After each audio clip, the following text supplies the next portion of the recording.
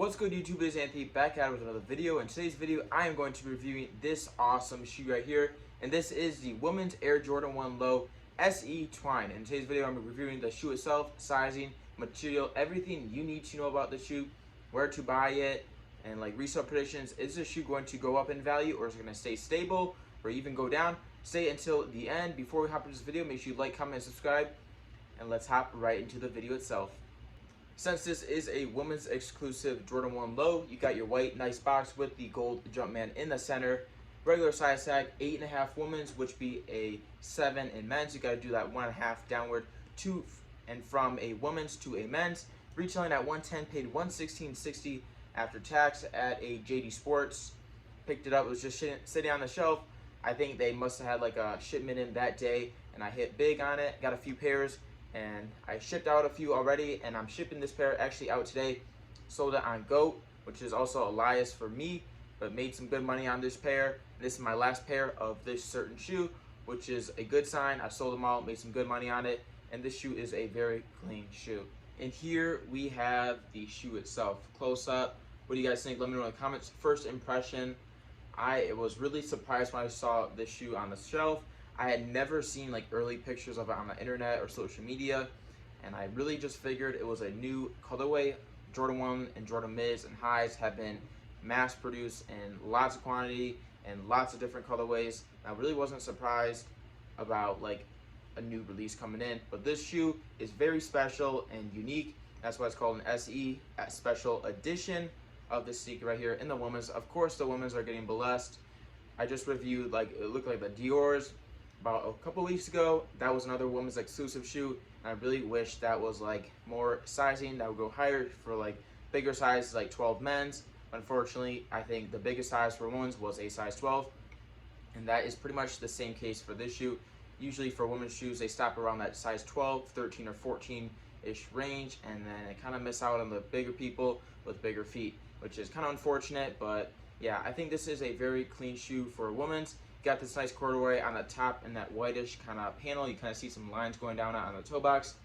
Usually we have like holes on Jordan 1 lows, mids, and highs, but in this case you just got that corduroy covering it on the toe box, the outside middle panel around the swoosh, and again in the inside right there.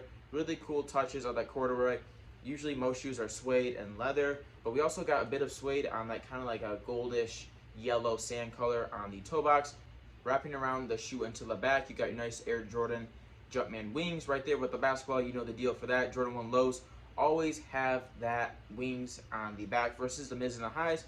They're usually seen right around that area, around the ankle, and more so the back heel. But for lows, I really like that touch, and with the reddish kind of orange pop, I think it actually is like a orangish color. More seen kind of like on the, again, on the top.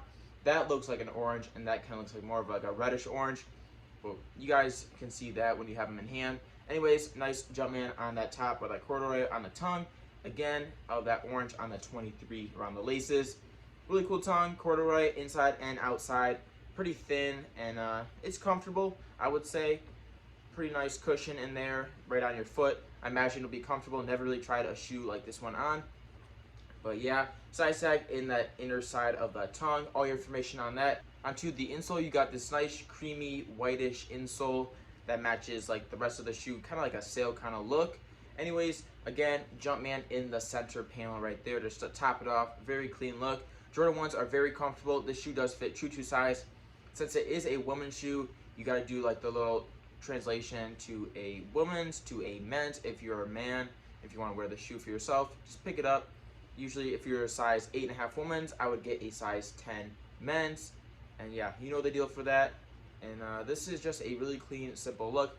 Kind of like a waffle color, outish insole, and that kind of like, you know, light brownish gold. I don't even know. It's just a really nice color. The bottoms are a little bit darker than the top, but it matches in a way. Whitish midsole with the white stitching around the toe box with your stars, of course, on the Jordan 1 lows.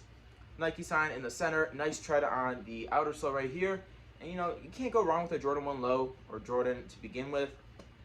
And this colorway really does bring it together. Retailing again only a 110, So if you can find it in stores right now, check your malls like Foot Locker, JD Sports. That's why I picked up this pair. So like Finish Line and JD Sports are pretty much together on their own, separated from Foot Locker, which is also like a foot site. But anyways, check all your stores out, check your malls and any places really near you. Thing with Jordan 1 lows and mids and highs, or more so mids and lows, you really don't have a set in place like release date. First, these the highs. It's more on like the low key, so just check your stores. And Nike may or may not post some on their website. I don't know really what time or when.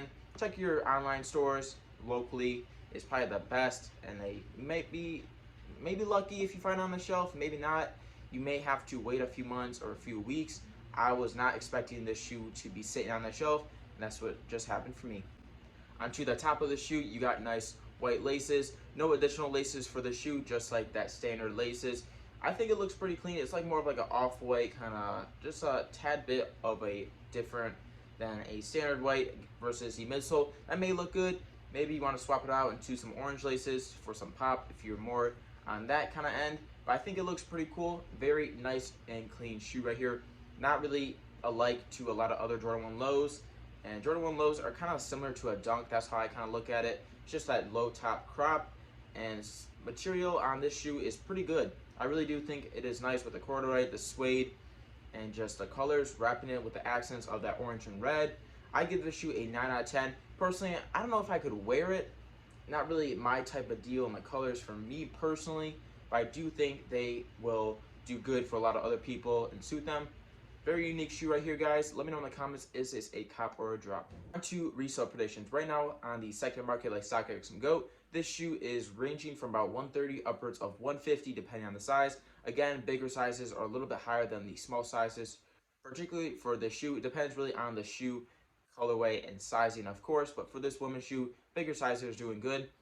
And do you want to hold it? Do you not want to hold it? Personally, I am not going to hold on to a shoe like this. It's just, I don't really see the colors doing that well for a lot of people. I invest more so to the colorful shoes or like black and white, more of your neutral tones. This one, I don't know, it is pretty unique, although with the nice materials and everything. I really don't see it going up a lot, making it worth your time. And yeah, guys, this is a no-go for me. Yes, it may go up a few bucks here and there, but I really think it will stay pretty much stable as where it is right now. Again, with that 130 to 150, 160 range, depending on the size. And right now, there is a lot of profit to be made. With a retail at 110, you can make about 30 to 40 bucks online. Or if you want to sell local, it's pretty much up from there. If you want to sell it local, check out like Instagram, sell it there, OfferUp, Facebook, any local like market, sell it there, make your money, and move on to the next release. That's what I've been doing with mids and lows. There's just been so many colorways that's hard to keep up with all this competition versus different colorways. I really don't think this shoe is going to make the cut. Again, guys, that is just what I think personally. Do not do that. If you think otherwise, go with your gut. And if you want to invest into this shoe, do it by all means. But personally, again, I'll be passing on this release. So that wraps up for today's video, guys. Please like, comment, and subscribe. Thank you all so much for tuning into this video. Again, a beautiful shoe right here. Just a no-go for holding. Anyways, guys, I'll see you tomorrow. We got some more heat on the way. Been picking up tons of pairs. Been selling like crazy.